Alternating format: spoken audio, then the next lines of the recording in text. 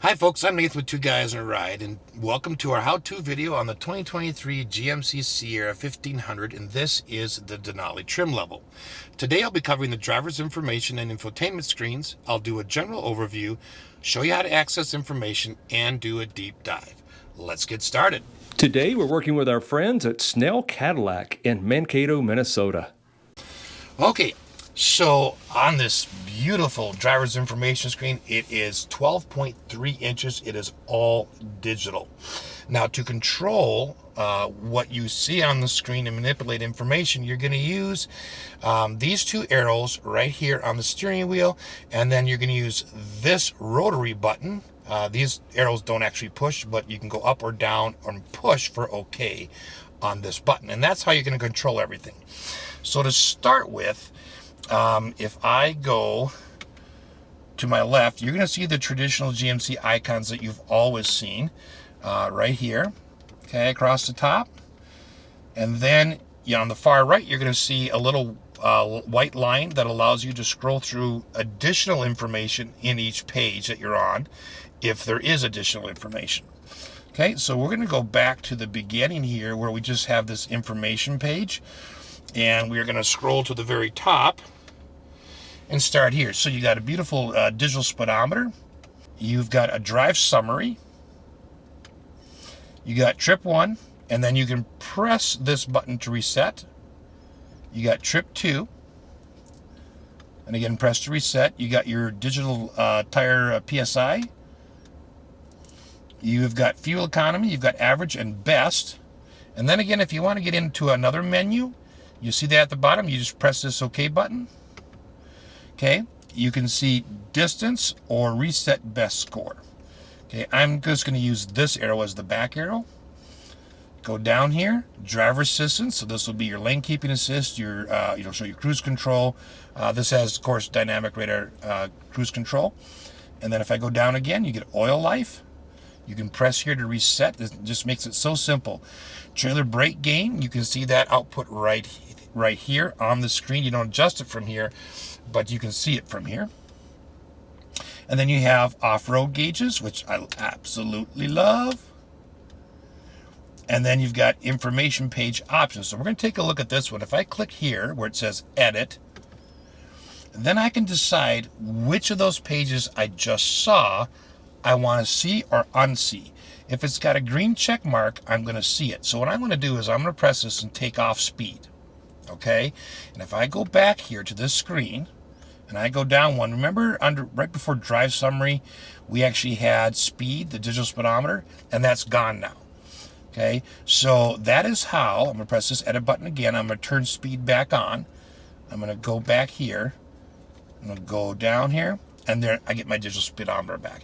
So that is where you're going to decide exactly what you want to show in that particular information page and what you don't want to show. For instance, I could add brake pad life, air filter life, engine hours, transmission fluid, and a blank page if I wanted.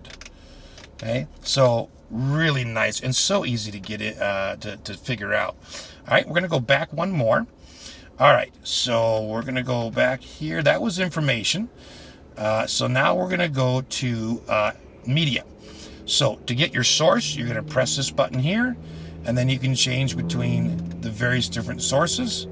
This does have Google built in, so you're going to be able to get Google News, podcasts. You can listen to music through a USB if you want. Okay, so that's all there. Now I'm going to go back one. To actually change the radio station, you've got buttons behind the steering wheel, and the buttons on the left will scan forward, scan backwards, or go to your favorites. Okay, and then the buttons on the right-hand side, upper button is volume up, and down button is volume down. All right, I'm going to go over one more.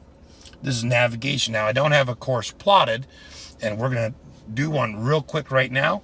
If you don't have a course plotted, it'll just give you a compass, but it will give you turn by turn, so let's do that. Hey Google, show me the closest McDonald's. There's a McDonald's 0.1 miles away. Navigate to that one? Yes. Yes. Okay, McDonald's 0.1 miles away.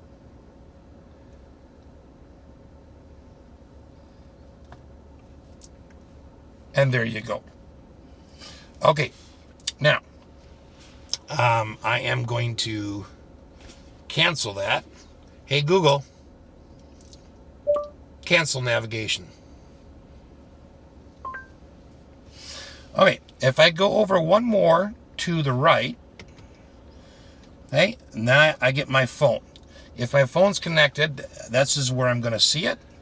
And if I go over one more, this is the settings. Now here, you can change the display layout to one of several different things, and it changes the whole display. Underneath, you'll see some options for left side, right side, and lower gauges, and we'll get into that in a minute. But let's just go here. I'm going to just click on this. Okay, right now we're on digital. I can go to classic and click, and there's what your screen looks like. Okay, I can go to progressive, and that's what it looks like. I like that. We've already seen digital, so let's look at clean. Okay, it just gets rid of a whole bunch of information for you. All right, so I'm going to go back to classic. All right, and then what I'm going to do is go back a button here, and I'm going to take a look at the information that's on the left side. So I can have a compass show, and I love it that you don't even have to click on it, it just shows you. And then to set it, you would just click. I believe you could also just press the, oh, nope, if you press the arrow, it doesn't stay. So you do have to click on the OK button for it to stay. You got time and temp, tire pressure, fuel economy average, transmission fluid temperature, or none. Okay, so I'm going to leave it at time and temp here. And I'm going to go back one. I'm going to go down to the right side information. Click on this. You can have drive mode enhanced. You can have compass, time and temperature, tire pressure, fuel economy average, and transmission fluid temp, and none. So the same options you have on the left. But it's very nice that you can pick two different things and have them show within the gauges. Okay, I'm going to go down here. Let's take a look at the lower gauges. So right now they're set to medium. If I go to maximum, okay, I get a couple more. You may have noticed that as I went from the left side to the right side and then down below, the areas that I'm working on are highlighted in red, so it really kind of brings out what the area that you're changing. So that's maximum. Minimum gives you a few less gauges, but the basics, and then you have minimum. So I love that. We're going to leave it at medium here. We're going to go back. Info page options. Okay, this is the same place that we were earlier, where we could see, we could turn on or off the pages on the information page. So I'm not going to go over that anymore, but you can change units right here by clicking on this. You can set up a speed warning if you want, and if you enable it, you can then go down here and you can set the speed where you want to get a warning at. Okay, now I'm not going to set that, so I didn't click OK. In order to set that, you'd have to click OK. Speed sign display. So if I look up if you look up towards the right on the top of the screen, you're going to see a little white square. Okay, so that is currently set to on. But if you didn't want to see the speed limit sign, because it'll read the speed limit sign, you could turn that off. And if you do that, then that white box disappears. Okay, we're going to leave that on. Head-up display. So if I go into this, you can adjust the speed limit style. So let's just click here. You can have a classic speed, a speed limiter bar if you want, and then none. So we'll just leave it right there. And what it does is it changes up in the HUD. But what I really like is right here you can adjust the rotation, because depending on how you sit in the seat, it may look a little crooked. So you can adjust it right there. It is a beautiful 15-inch head-up display. So basically it projects your basic information, your speed, your safety systems, all up on the windshield. Kind of looks like it's hanging over the edge of the hood. You do have additional controls right up to the left of the dash. So I've got a brightness and dimness, so you can just toggle that switch up or down. And then you have information, which you can toggle through. And this is where that 15-inch display really comes up. Comes in handy. I mean, you can see just all sorts of information there, including the off-road gauges, your cruise control. It's just really neat. And then you can change the position. You can raise or lower the whole entire 15-inch HUD screen, so it's very visible to you, okay, depending on your height. But that is just phenomenal. All right, we're gonna go down here, and we're gonna go back, and we're gonna go to software info. If you want to see some information on that, you can go there. And then if you need to reset to defaults because things are just really wonky, you can do that right here. All right, so that is the driver's information screen. It is absolutely beautiful. The graphics are awesome. Yeah, it is really, really nice. All right, next we're going to move over to the infotainment screen. All right, on this beautiful 13.4 inch infotainment screen. Oh man, is it nice. So basically you have wireless Apple CarPlay, wireless Android Auto. Of course, you have AM, you've got FM, you get Sirius XM, of course, Bluetooth. And then this is a Google built-in system. So in addition to that, of course, you've got Google Maps, you've got the Google Voice Assistant, and the Google Play Store. You get some extra features along with that, like the Google Podcasts and Google News. So really awesome. So before I get into the details of it, I just want to show you about the screen a little bit. So every icon that you see on these two screens is movable. So if I want cameras to be over here, I can change that. Okay. Oops, I can even change to the next screen, which I don't really want to do, so we're just going to put that right back here. You can also take and say, well, I want Google Assistant to be up here. And it's going to put it there. Okay, now I'm going to go back and change it to Maps like it was, but it's just very simple. It's just a drag and drop, and it works really well. Okay, it works like you would expect it to. These are shortcuts, so they're always on the screen. So, you know, when you get the vehicle, you may want to customize what shows up here, so your most commonly used buttons are there. This is, of course, your trailing app. This will be your phone. This is navigation, media, and then a home button. Now, you do have a physical home button here. You have a physical power on and off, and a physical volume right here, which is awesome to have those physical buttons there. All right, so let's get into the screen itself. So right here, you've got a split screen, and you've got a couple different choices here. Okay, if you signed in, you could do that into Google. You'd see that there. A trailer connect status, and then a clock. Okay, so let's start by going in here to audio. And if I go right up here is where my sources are going to be. So I've got AM, FM, Sirius XM, Bluetooth if my phone's hooked up, USB if I have that plugged in, and then of course Google News and podcasts. Okay, if I am just going to go to FM for a minute, and I want to show you a couple of things. First of all, I showed you how to adjust the volume. That's right there, but you've also got the volume controls behind the steering wheel. If I want to program a station, I can just select what I want, okay, and then just hit. Let's see if I can find a blank one here. Sure, and there it is. Now, I'm only doing a blank one because this is someone else's vehicle, and I don't want to mess up their stuff, but I could click there, and it would override it if I clicked and held. Oops. If I click there and held, I could override that one. I just don't want to. All right, now, once I'm in here, I get some other things. I've got, this is Sirius XM. Okay, you notice how when I clicked on that, it went to a Sirius XM station. That's because your favorites are AM, FM, and Sirius XM all combined, which I think is fantastic. I love that because this makes it so easy to switch between sources instead of having to go up here. But be that as it may, that is how you save a favorite, okay? Let's go back to FM for a minute where we started. And if you want to just tune incrementally here, you can click here, and you can actually just type in a station.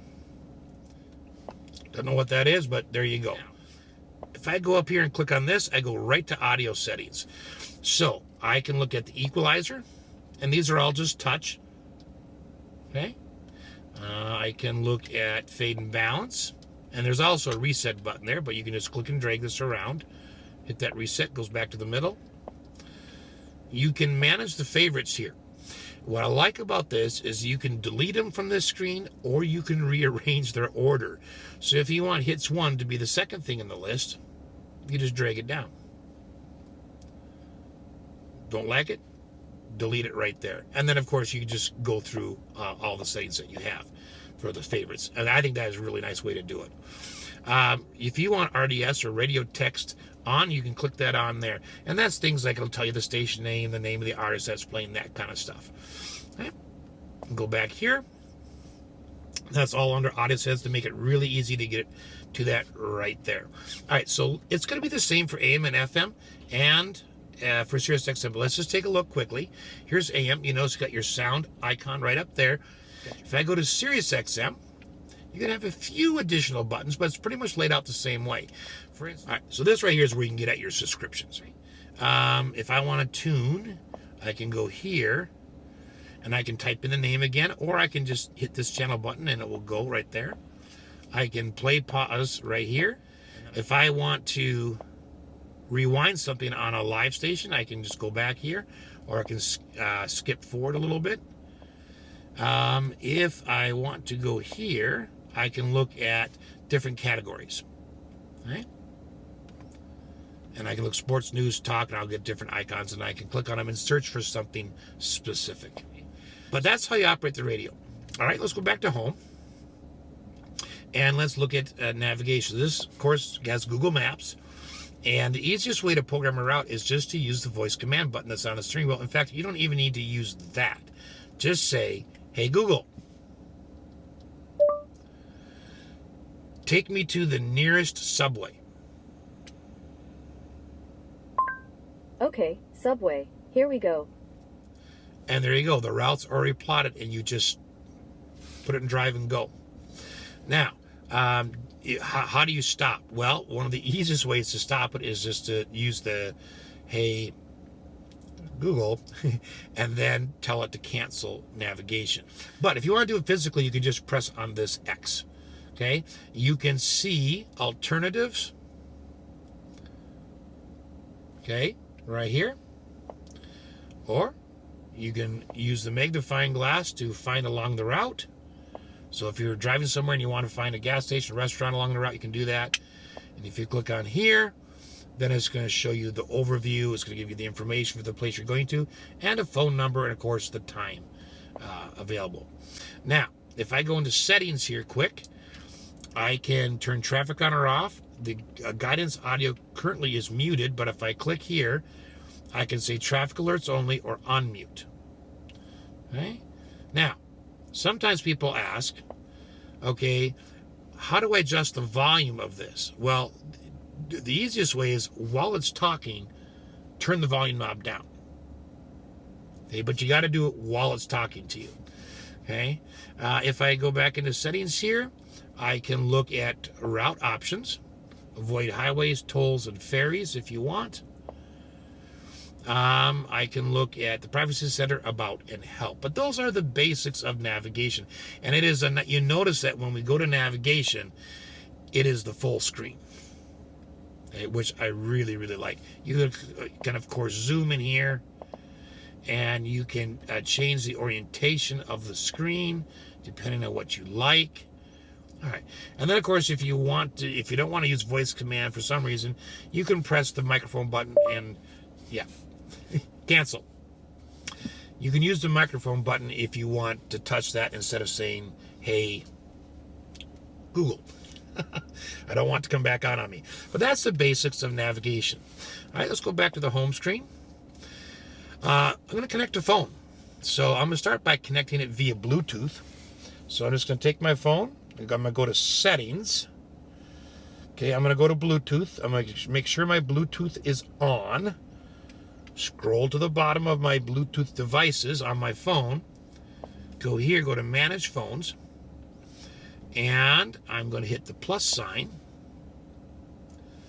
And I've already done this, and it says My GMC at the bottom of my phone on my Bluetooth. devices. I'm going to click on it. It says, is this code the same as the one on your phone? If it is, hit pair. I hit pair on my phone. I hit pair on the screen. Now, it wants to allow contacts and favorites to sync. For me, I'm going to click don't allow because it isn't my car. If this was your car, you'd want to allow that. I'm going to click deny because I don't want to do that. I want to enable Apple CarPlay. So I'm going to click enable. And on my phone screen, it says use CarPlay with GMC. Use CarPlay. That's what I clicked on. So now I should be wirelessly hooked to Apple CarPlay. Now, if you didn't want to use Apple CarPlay or Android Auto, you could hit deny in that first screen where it asks you to use Apple CarPlay, and it would have just hooked you via Bluetooth. However, if you've never used Apple CarPlay, I'm going to really encourage you to sit in your driveway and try it out because it's way better than Bluetooth. Now, you're going to notice that I have, of course, my phone. I've got music. I've got Google Maps, messages. Okay, if I swipe over, look at this. I got different navigation things that'll work. Pandora, Google Maps there. If I swipe one more, now this is an Apple CarPlay thing. Android users don't have this, but if I go one more, I get a split screen.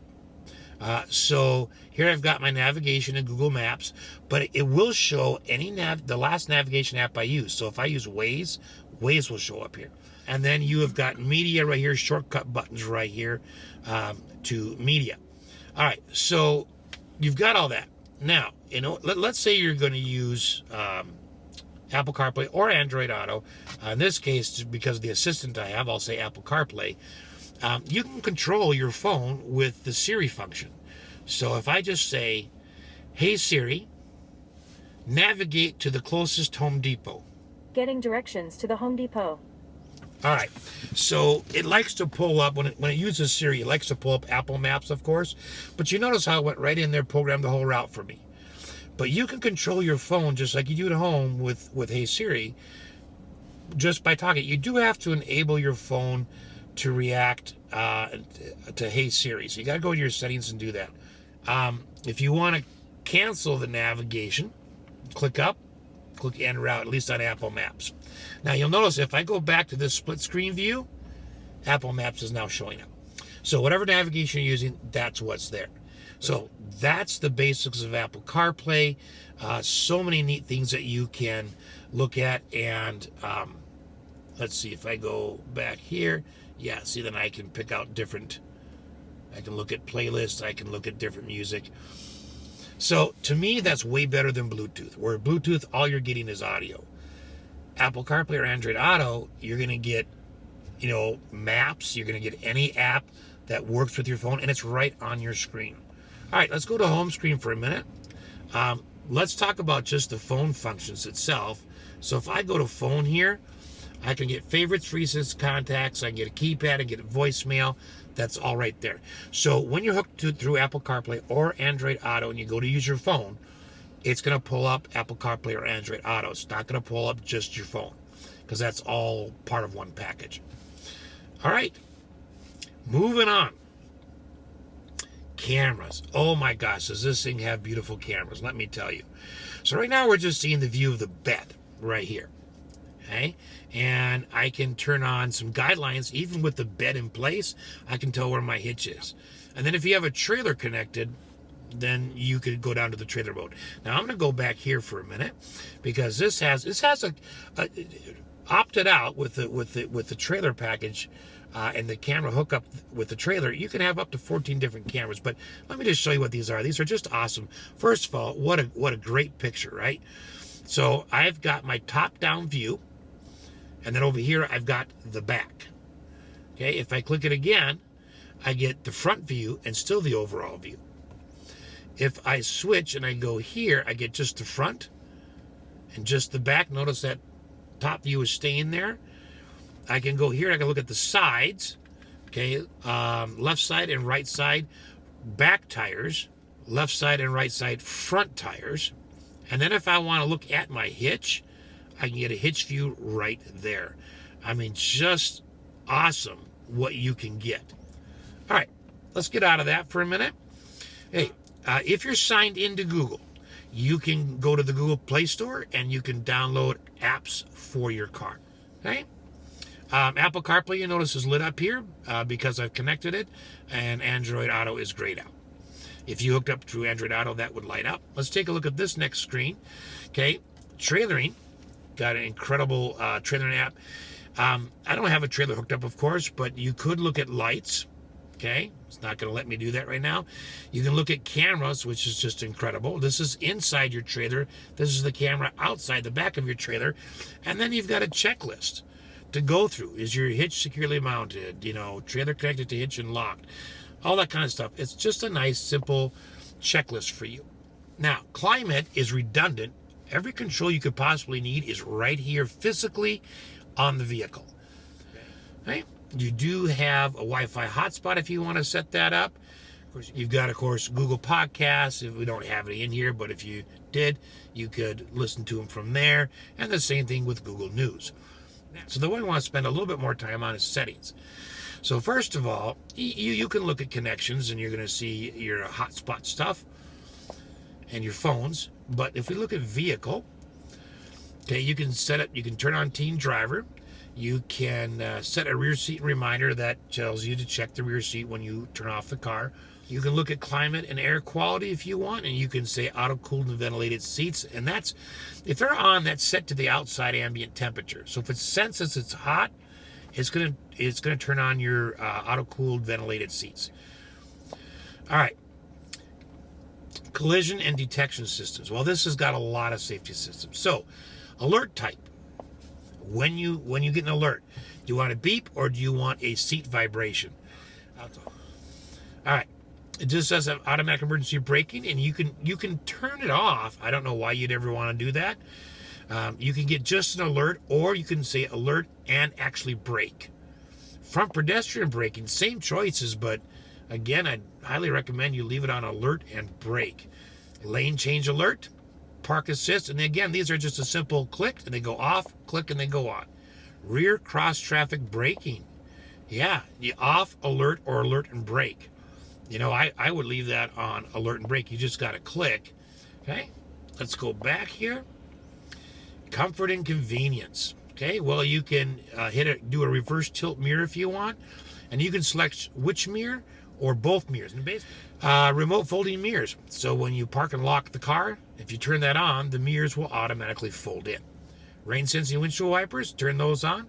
If it senses enough moisture on the windshield, it'll just turn on the wipers automatically. Turn that off, and you just have to do it manually. Okay, we won't go through all of these, but you've got, you can adjust your power door locks. Okay, what they do when you hit the power one, which doors they unlock or lock. You have remote, lock, unlock, and start.